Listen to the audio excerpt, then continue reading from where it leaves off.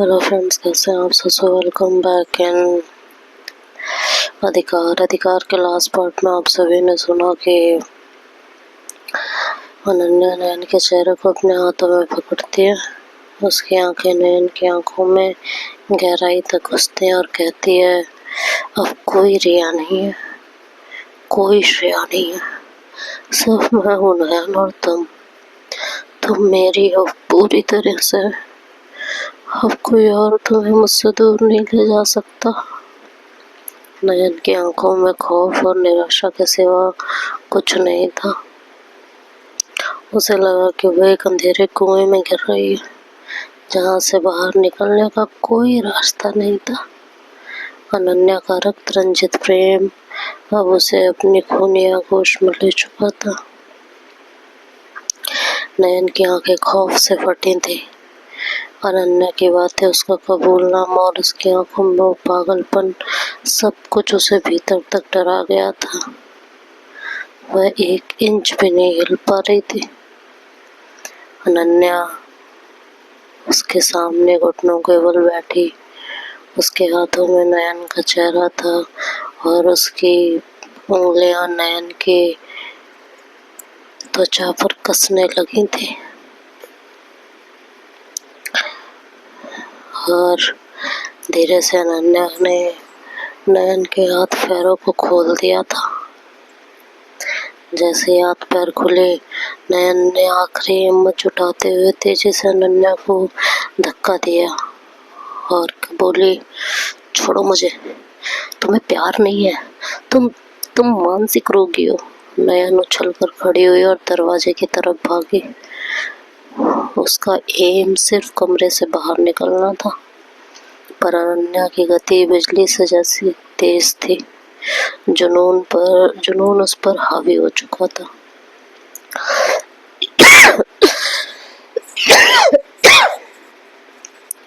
उसने एक ही झटके में नयन के पैर से फंसाकर उसे नीचे गिरा दिया। नयन अभी संभल भी नहीं पाई थी कि अनन्या ने उसके हाथों को पीछे की तरफ मोड़ा और पलक झपकते ही पास रखे एक स्कार्फ से उसे कसकर बांध दिया। नयन चीखी, अनन्या ये क्या कर रही हो यार, छोड़ो। अनन्या बेहद तेज और नियंत्रित गुस्से में नयन को घसीट कर लेके आई। उसको किसी तरह उठाया और बिस्तर पर धकेला और बोले, क्यों नहीं समझती नयन, तुम्हें मेरा प्यार क्यों नहीं समझ आता? क्या है उस रिया में, क्या है उसमें जो मुझ में नहीं है? मैंने तुम्हें कब से प्यार किया है पता भी है तुम्हें? जब से तुम उस कॉलेज में आई थी, तब से मैं तुम्हें देख रही थी, हर पल हर लम्हा। नयन बेबस बिस्तर पर पड़ी थी। उसके हाथ पीछे की तरफ बंधे हुए थे और अनन्या उसके ऊपर झुकी हुई थी। उसकी सांसें तेज थी और आंखों में एक जंगली चमक थी। अनन्या ने कहा, तुम कभी नहीं समझती हो। तुमने मेरे प्यार को ना समझ के मुझे पुलिस से पकड़वाना चाहा था ना। तुम्हें लगा था तुमने मुझे हरा दिया था, लेकिन नहीं नयन, मैंने मेरी जगह किसी और को प्लांट किया, किसी और को पुलिस के हवाले कर दिया और मैं तुम्हारी जिंदगी में दाखिल होने का इंतजार करने लगी, तुम्हारी दोस्त बनकर, तुम्हारे करीब रहकर। तुम्हें क्या लगा मैं तुम्हें यूं ही छोड़ दूंगी? उसकी आवाज में जीत, नफरत और असीमित प्रेम का एक अजीब सा मिश्रण था। नयन ने अपना सिर हिलाया। उसकी आंखों से आंसू बहने लगे थे। नयन आंसू बहाते हुए पर आवाज में दृढ़ता लाने की कोशिश की और बोली, मुझे रिया से प्यार है, सिर्फ और सिर्फ रिया से, समझी तुम? ये शब्द अनन्या के लिए किसी बारूद की तरह थे। उसका चेहरा गुस्से से तमतमा गया, उसकी नसें तन गई और एक भयानक चीख उसके गले से निकली। अनन्या चीखते हुए नयन के कपड़ों पे झपटती है और कहती है, रिया रिया रिया, सिर्फ रिया, तुम्हें मेरा प्यार नहीं दिखा। उसने जोर से नयन की शर्ट के बटन खोले। कपड़े लगभग मतलब फाड़ चुकी थी। नयन चीखी पर अनन्या रुकी नहीं। उसके नाखूनों ने नयन के सीने को बेदर्दी से खुरचना शुरू कर दिया। दर्द की एक लहर नयन के पूरे बदन में दौड़ गई। गहरे दर्दनाक निशान उसके सीने पर उभर आए थे। अनन्या हंसते हुए, उसके चेहरे पर एक पागलपन भरी मुस्कान और उसके हाथ नयन के सीने पर अब भी थे। बोली, यही यही छुआ था ना उसने तुम्हें, यही यही उसने तुम्हें छुआ था ना। तुम्हें मेरा प्यार नहीं दिखा नयन, अब दिखेगा। अब तुम्हें सिर्फ मेरा प्यार दिखेगा। नयन ने दर्द और खौफ से अपनी आंखें बंद कर ली। वह पूरी तरह से अनन्या की पकड़ में थी। एक ऐसी पकड़ जो अब सिर्फ शारीरिक नहीं बल्कि मानसिक भी थी। उसका शरीर दर्द से ऐंठ रहा था और आत्मा डर से कांप रही थी। नयन की चीखें कमरे की दीवारों से टकराकर वापस लौट रही थी, पर अनन्या पे कोई असर नहीं था। उसके नाखूनों के दर्दनाक निशान नयन के सीने पर उभर आए थे। रक्त की हल्की धारा बहने लगी थी। नयन दर्द और खौफ से ऐंठ रही थी। उसके बंधे हुए हाथ उसे कोई सहारा नहीं दे पा रहे थे। अनन्या अपनी आंखें नयन के सीने पे गड़ाए एक विकृत मुस्कान के साथ बोली, क्यों नयन, तुम्हें मेरा प्यार क्यों नहीं दिखा। यही यही छूती थी ना तुम्हें रिया, यही उसने तुम्हें छुआ था ना, यही उसने अपना निशान छोड़ा था। अब देखो यहाँ सिर्फ मेरे निशान होंगे। रक्त की हर बूंद मेरी गवाही होगी, मेरे अमर प्रेम की निशानी होगी। वह नयन के सीने पर लगे निशानों को अपनी उंगली से छूती है और नयन दर्द से कराह जाती है। अनन्या धीरे से नयन के चेहरे की तरफ देखती है। उसकी आंखों में जुनून था प्रेम की वेदी पर, और कहती है कि प्रेम की वेदी पर हर बाधा रक्त से धुल जाती है नयन। रिया एक बाधा थी। उसकी हर याद, उसका हर स्पर्श मैं सब मिटा दूंगी, तुम्हें साफ कर दूंगी, सिर्फ मेरे लिए नयन, सिर्फ मेरे लिए। नयन आंसू बहाती रहती है, सांस लेने के लिए छटपटाती रहती है। उसका दिमाग सुन्न होता जा रहा था, शरीर दर्द से थरथरा रहा था। ये वह अनन्या नहीं थी जिसे वह जानती थी। ये कोई राक्षस था जो प्यार के नाम पे उसे तड़पा रहा था। अनन्या नयन के बालों को पकड़कर उसे ऊपर उठाती है। उसकी आंखें नयन की आंखों में गहराई तक देखती है और कहती है, तुम्हें लगता था तुम अकेली हो। नहीं नयन, जो हृदय मेरा नहीं उसे मेरा ही बनना होगा, चाहे तोड़कर ही सही। मैं तुम्हारा दिल तोड़ूंगी, हर उस चीज को तोड़ूंगी जिसने तुम्हें मुझसे दूर किया है। तुम्हारे दिल में सिर्फ मेरा नाम गूंजेगा, सिर्फ मेरा। वह नयन का हाथ पकड़कर उसे अपने होठों के पास लाती है और उसकी कलाई पर जोर से दांत गड़ा देती है। नयन की चीख गूंज उठती है और अनन्या के मुंह में रक्त का स्वाद खुल जाता है। उसकी आंखें एक अजीब से आनंद से चमक उठी थी। अनन्या नयन के रक्त को अपनी जुबान पर महसूस करते हुए कहती है, ये मेरे प्यार की सबसे पवित्र निशानी है नयन। अब तुम पूरी तरह से मेरी हो, कोई और नहीं आएगा, कोई रिया नहीं, कोई श्रेया नहीं, कोई पुलिस नहीं, सिर्फ तुम और मैं, हमारे रक्त रंजित प्रेम की दुनिया, बस और कुछ भी नहीं। है ना, सही है, सिर्फ मैं और तुम। नयन ने दर्द और डर से अपनी आंखें बंद कर ली थी। उसका शरीर दर्द से सुन्न होता जा रहा था और उसके मन में सिर्फ एक ही बात थी, वह अब इस पागलपन के जाल में फंस चुकी थी। शायद अब मुझे कोई बचा नहीं पाएगा। कमरे में रक्त की गंध फैलने लगी थी, जो अनन्या के प्यार की खतरनाक निशानी थी। नयन के शरीर में अब सांस लेने की ताकत भी नहीं बची थी।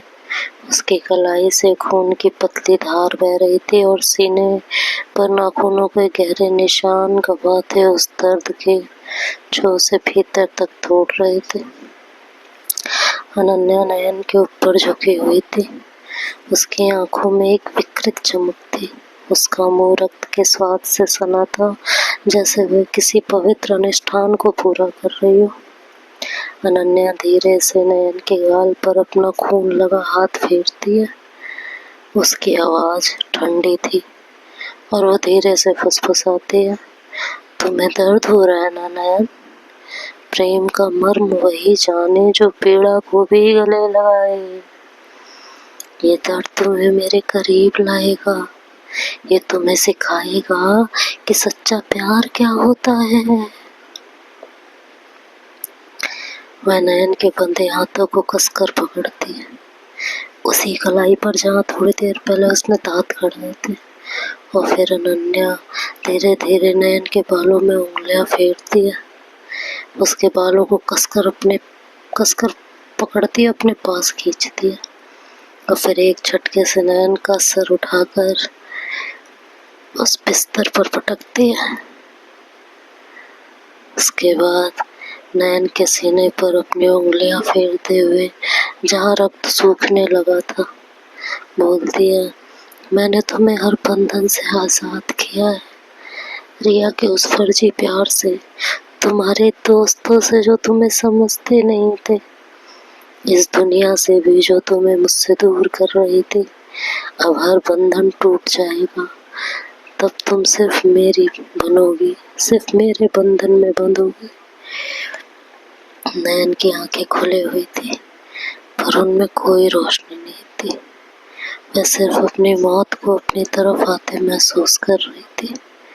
अन्य का स्पर्श जो कभी उसे उसका दोस्त होने का एहसास देता था, अब एक भयानक सपने जैसा था जिससे वह जागना चाहती थी।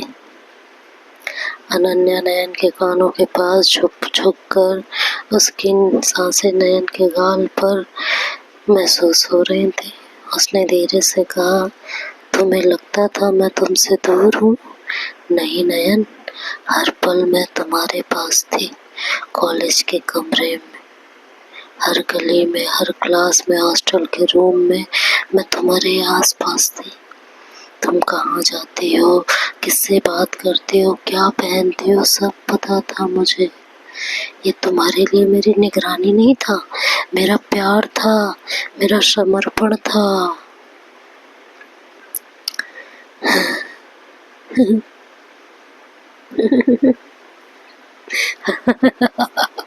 देखा, मेरा प्यार तुम्हें मेरे पास खींच ही लाया। प्रेम के लिए नयन इंसान कुछ भी कर सकता है और मैंने सब किया है तुम्हारे लिए। मैं नयन के ऊपर झुकी, उसके होठ नयन के होठों के इतने करीब थे कि नयन को अनन्या की सांसों में से रक्त की गंध महसूस हो रही थी। अनन्या ने कहा, आंसू रक्त से मिल जाएंगे तो हमारे प्रेम की गाथा लिखी जाएगी नयन, एक ऐसी गाथा जो दुनिया कभी नहीं समझेगी, एक ऐसी गाथा जिसमें सिर्फ तुम और मैं। अब कोई तुम्हें मुझसे अलग नहीं कर सकता, तुम अब सिर्फ मेरी हो सदा के लिए। नयन ने अपनी आंखें बंद कर ली। उसके पूरे शरीर में भयानक दर्द था। उसे लगा जैसे उसकी आत्मा अब उसका शरीर छोड़ रही है। अनन्या के शब्दों ने उसके हर प्रतिरोध को तोड़ दिया था। अब वह सिर्फ अनन्या की कहती थी, उसके रक्त रंजित प्रेम की। कमरे में अंधेरा हो चुका था और बाहर हल्की हल्की बारिश हो रही थी और अंदर नयन के बिस्तर पर एक भयानक प्रेम कहानी की शुरुआत हो चुकी थी। नयन का शरीर दर्द से सुन्न था, उसकी सांसें ऊपर ही रह गई थी। अनन्या अभी भी उसी पर झुकी थी, उसकी आंखों में जुनून की वो आग भी जल रही थी और उसके होठों पर रक्त का स्वाद भी था। नयन के लगा कि अब सब खत्म हो जाएगा, लेकिन जैसे ही अनन्या उसके और करीब आई, नयन ने अपनी आंखों में आंसू भर लिए और अपनी बची हुई ताकत जुटाकर धीरे से बोली। उसकी आवाज में अब प्यार था, कोई डर नहीं। उसने धीरे से और प्यार से बोला, अनन्या, मुझे मुझे दर्द हो रहा है, बहुत दर्द हो रहा है। अनन्या ये सुनकर ठिठक गई। उसके चेहरे पर छाई जुनूनी हंसी धीरे धीरे फिक्र में बदली। नयन की आंखों में पानी देखकर अनन्या के होठ कांपने लगे। नयन ने अपने माथे पर बह रही अपनी कलाई पर बह रही रक्त की धारा की तरफ इशारा किया और अपने सीने के घाव की तरफ जहां अनन्या के नाखून के गहरे निशान थे, उसने देखते हुए कहा, ये देखो, तुमने मुझे चोट पहुंचाई है बहुत ज्यादा। मेरे दिल में भी दर्द हो रहा है अनन्या। मुझे लगा था तुम मुझसे सच में प्यार करती हो, पर तुम्हें तो मेरा दर्द ही नहीं दिखता। नयन के इन शब्दों ने अनन्या के अंदर जैसे कुछ तोड़ दिया था। उसकी आंखों में नमी छाने लगी। वह धीरे धीरे नयन के शरीर से उठ खड़ी हुई।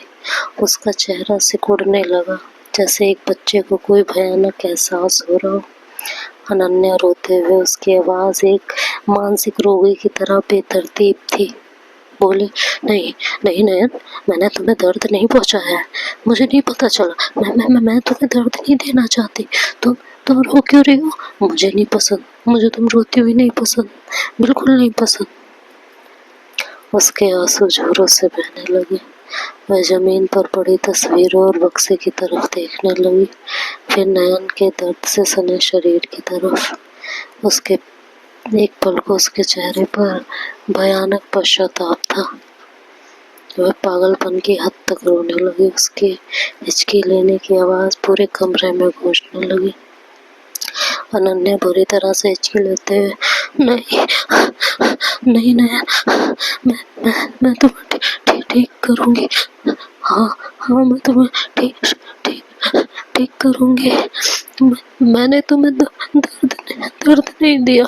तुम्हें प्यार किया है, प्यार किया है। वह तेजी से उठी और कमरे में रखे फर्स्ट एड किट की तरफ लपकी।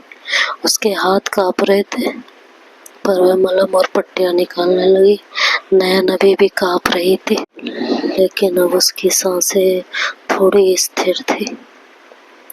उसने समझ लिया था कि अनन्या की इस कमजोरी का क्या मतलब था, और यही उसके बचने की एकमात्र उम्मीद थी। अनन्या नयन के पास लौट कर आई। उसके आंसू अब भी बह रहे थे।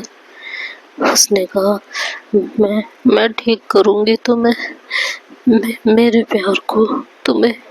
मैंने तुम्हें चोट नहीं दी। ये तो प्यार है, मेरा प्यार। वह नयन के बंधे हाथों को खोलने की कोशिश करती है। उसके हाथ कांप रहे होते हैं। एक बार हाथ खोलकर वह नयन के सीने पर लगे निशानों को बड़ी सावधानी से साफ करने लगती है। उसके स्पर्श में एक अजीब सी नम्रता थी, पर नयन जानती थी कि यह सिर्फ एक पल का ठहराव था, उसके पागलपन का। अनन्या ने नयन की कलाई पर लगे घाव पर मरहम लगाया और फिर बहुत प्यार से उस पर पट्टी बांधी। उसके बाद उसके सीने के घाव पर मरहम लगाया। उसकी आंखों में भी आंसू थे, पर वह रोना एक खामोश जुनूनी देखभाल में बदल गया था। नयन ने अपनी आंखें बंद कर ली थी। उसे पता था कि अब इस खेल को खेलना होगा।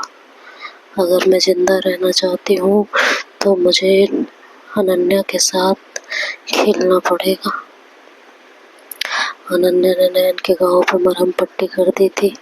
उसके हाथ अभी भी हल्के कांप रहे थे, पर आंखों में खुशी थी।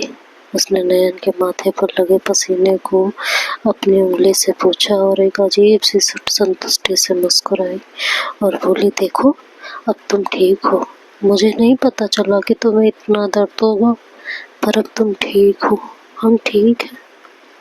नयन ने अपनी आंखें खोली। उसने खुद को बेबस पाया। उसके शरीर का दर्द कम नहीं हो रहा था और आत्मा का दर्द और डर तो कई गुना बढ़ चुका था। उसने देखा नन्या अपने आंसू पोंछ चुकी थी और अब वह नयन को ऐसे देख रही थी जैसे नयन कोई कीमती गुड़िया हो जिसे उसने अपने हाथों से ठीक कर लिया हो। देखो नयन, अब कोई नहीं है हमारे बीच, हो रिया नहीं, हम दोनों ही हैं। अब कोई हमें परेशान नहीं करेगा। हम सिर्फ एक दूसरे से प्यार करेंगे जैसा मैंने हमेशा से चाहा था। उसकी आवाज में अब कोई क्रोध नहीं था, सिर्फ एक शांत भयानक दृढ़ता थी। नयन को पता था कि यह उसकी नई सच्चाई है और उसे प्यार से ही हैंडल करना पड़ेगा। अगले कुछ दिन एक भयानक सपने जैसे थे। अनन्या अब नयन को कभी अकेला नहीं छोड़ती थी। अगर नयन बाथरूम जाती तो अनन्या दरवाजे के बाहर खड़ी होती। अगर वह सोती तो अनन्या उसके पास बिस्तर पर बैठी उसे घूरती रहती। वह हॉस्टल जाकर नयन के कुछ कपड़े और सामान ले आई थी, लेकिन जब वो गई तो उसने नयन को बेहोशी का इंजेक्शन दे दिया था। नयन का लैपटॉप और फोन छीनकर उसने हॉस्टल के रूम पे ही बंद कर दिया था, जिससे उस तक कोई न पहुंच पाए। और उसको बेहोशी के इंजेक्शन देके खुद कॉलेज आने जाने लगी थी और नयन उसी कमरे में कैद रहती।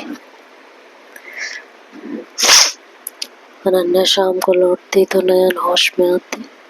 इतना डोज का इंजेक्शन देके जाती थी और फिर नयन के पास बैठी उसके बाल सहलाते हुए बोली, अब तुम्हें किसी से बात करने की जरूरत नहीं है नयन, तुम्हें सिर्फ मुझसे बात करनी है। तुम्हारी हर बात, हर एहसास सब अब मेरा है ना, सिर्फ मेरा। नयन ने अनन्या के ना होने पर कई बार मौका देखकर भागने की कोशिश की थी, जब भी उसे थोड़ा सा होश आता, लेकिन हर बार वो नाकामयाब होती। एक बार जब अनन्या वॉशरूम गई थी, नयन ने दरवाजा खोलने की कोशिश की, पर दरवाजा बाहर से बंद था। दूसरी बार उसने खिड़की से आवाज देने की सोची, पर अनन्या तुरंत वापस आ गई और नयन को खिड़की से दूर हटाते हुए उसके चेहरे पर एक प्यारी सी और डरावनी सी मुस्कान थी। अनन्या ने प्यार से नयन के गाल पर थप्पड़ मारते हुए कहा कि नहीं नयन, हमें सेफ रहना है, यहाँ हमें कोई नहीं ढूंढेगा और अब कोई तुम्हें मुझसे अलग नहीं कर सकता। तुम्हें पता है, जब प्यार में रक्त घुल जाए तो रिश्ता अमर हो जाता है ना। और सुनो, तुमने यहाँ से भागने की कोशिश की ना, तो तुम्हें पता है ना, रिया को तो मैं कुछ कर नहीं सकती, उसके तो सिक्योरिटी गार्ड आसपास घूमते रहते हैं, लेकिन श्रेया वो तो बच्ची है ना, उसके साथ में क्या क्या कर सकती हूँ। तुम्हें पता है ना नयन। नयन समझ गई थी कि अनन्या ने हर रास्ता बंद कर दिया है। उसे अब हर पल अनन्या के कैद में रहना है। अनन्या अब हर सुबह नयन को अपने हाथों से तैयार करती थी, उसके घाव पर मरहम लगाती थी और रोज नया घाव देती थी। उसने उसे अपने हाथों से खाना खिलाती थी। ये सब करते हुए वह नयन के फ्यूचर के बारे में बात करती थी कि कैसे दोनों शादी करेंगे और फिर उन दोनों की सुहागरात होगी और फिर वो एक अलग घर लेंगे जहाँ वो सिर्फ वो दोनों होंगे और उनका रक्त रंजित प्रेम हमेशा जिंदा रहेगा। नयन का मन अब शरीर से ज्यादा थक चुका था। हर सांस में उसे अपने आप को बचाने की लड़ाई लड़नी पड़ रही थी। उसे पता था कि किसी भी हाल में अनन्या के इस कैद से बाहर निकलना होगा, पर रास्ता कहीं नजर नहीं आ रहा था। कमरे की चार दीवारें अब उसकी कब्र बनती जा रही थी और अनन्या की मोहब्बत, उसकी मौत अनन्या रोज कॉलेज जाती तो उसे एक इंजेक्शन देती और उसे डरा के जाती कि अगर होश आया और तुमने भागने की कोशिश की तो मैं श्रेया को जिंदा नहीं छोड़ूंगी। तो आगे क्या होगा ये तो नेक्स्ट पार्ट में सुनेंगे। तब तक के लिए बाय बाय, टेक केयर।